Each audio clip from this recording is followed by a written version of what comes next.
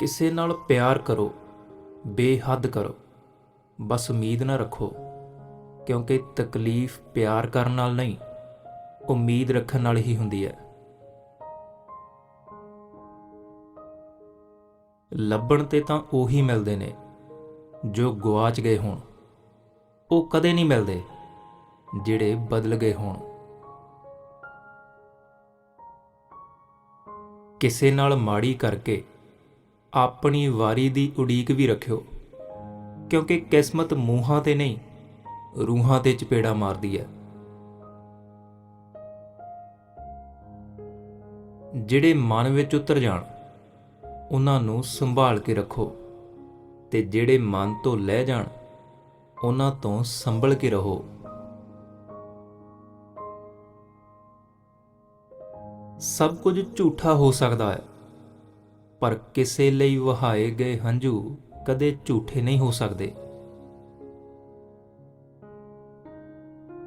ਖਵਾਇਸ਼ ਸਭ ਦੀ ਹੈ ਕਿ ਰਿਸ਼ਤੇ ਸੁਧਰਨ, ਪਰ ਚਾਹਤ ਹੈ ਕਿ ਸ਼ੁਰੂਆਤ ਉਧਰੋਂ ਹੋਵੇ।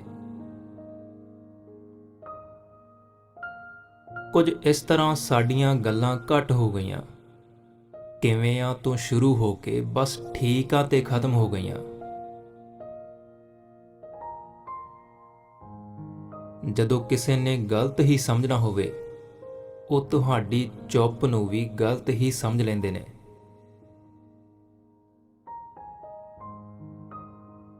ਵੇਖ ਦੁਨੀਆ ਦੇ ਰੰਗ ਰੂਹ ਪਰੇਸ਼ਾਨ ਹੋ ਗਈ, ਕੱਚ ਤੋਂ ਵੀ ਕੱਚੀ ਅੱਜ ਕੱਲ੍ਹ ਜ਼ੁਬਾਨ ਹੋ ਗਈ।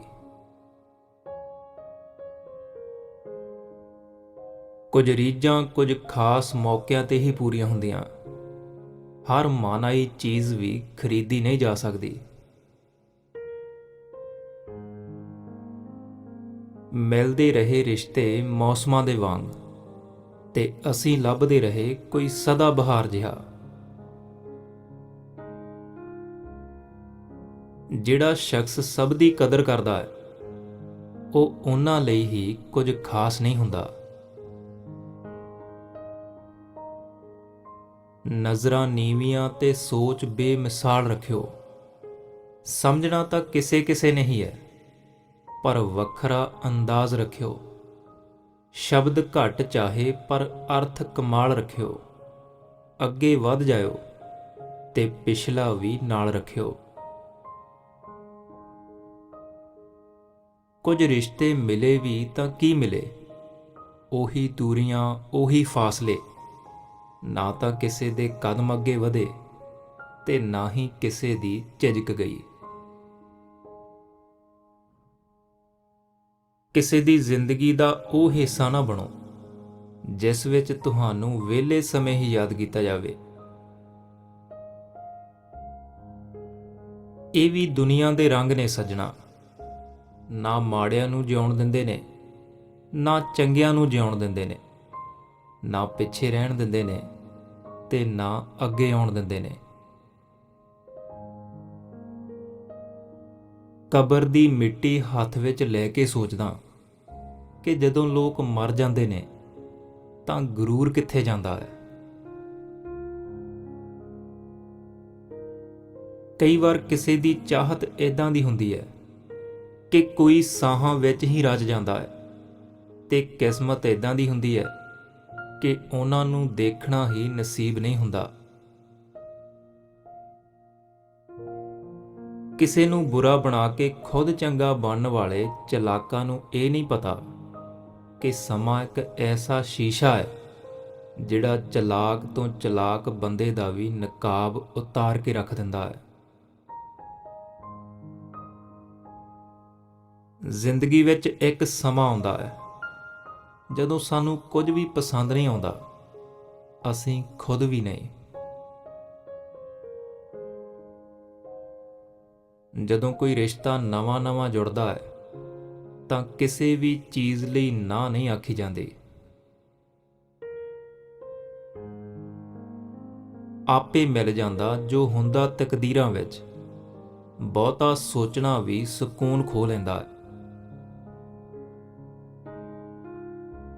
ਜਿਹੜਾ ਖਾਮੋਸ਼ੀ ਹੀ ਨਾ ਸਮਝੇ, ਉਸ ਨੂੰ ਪਿਆਰ ਕੀ ਕਰਨਾ, ਤੇ ਜਿਹੜਾ ਸਮਝ ਲਵੇ ਉਸ ਨੂੰ ਇਜ਼ਹਾਰ ਕੀ ਕਰਨਾ। ਕਿਸੇ ਦੀ ਆਦਤ ਹੋ ਜਾਣਾ ਪਿਆਰ ਹੋ ਜਾਣ ਨਾਲੋਂ ਜ਼ਿਆਦਾ ਖਤਰਨਾਕ ਹੁੰਦਾ ਹੈ। ਕੁਝ ਲੋਕ ਗੱਲਾਂ ਤਾਂ ਬਹੁਤ ਕਰਦੇ ਨੇ, ਪਰ ਬਹੁਤ ਘੱਟ ਲੋਕਾਂ ਦੇ ਨਾਲ। ਸਾਥ ਦੇਣ ਵਾਲੇ ਲੋਕ ਹਾਲਾਤ ਨਹੀਂ ਦੇਖਿਆ ਕਰਦੇ। ਗੁੱਸੇ ਗਿਲਿਆਂ ਨੂੰ ਮਿਟਾ ਕੇ ਸੋਇਆ ਕਰੋ। ਸੁਣਿਆ ਮੌਤ ਮੁਲਾਕਾਤ ਦਾ ਮੌਕਾ ਨਹੀਂ ਦਿੰਦੀ। ਉਲਝਣਾਂ ਨੂੰ ਨਕਾਰਦੇ ਜਾਓ, ਜ਼ਿੰਦਗੀ ਖੁਦ ਬ ਖੁਦ ਨਿਖਰਦੀ ਜਾਵੇਗੀ। ਸ਼ਬਦਾਂ ਨਾਲ ਦੂਜਿਆਂ ਨੂੰ ਬੇਚੈਨ ਕਰਨ ਵਾਲੇ ਖੁਦ ਬੇਜਾਨ ਹੁੰਦੇ ਨੇ।